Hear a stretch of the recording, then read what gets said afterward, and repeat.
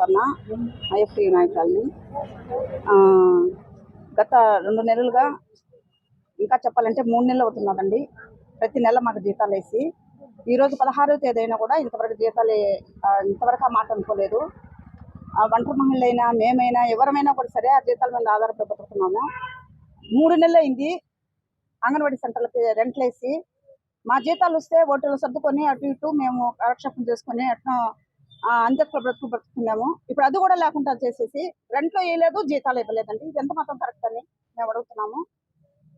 మా తెలుగుదేశం పార్టీ వస్తే మిమ్మల్ని అందరినీ ముద్రించేస్తాము, మిమ్మల్ని పర్మనెంట్ చేస్తాము, మీకు ఏది కావాలన్నా చేస్తాము, అన్ని మీకు సంక్షేమ పథకాలు వర్తిస్తామని చెప్పారు.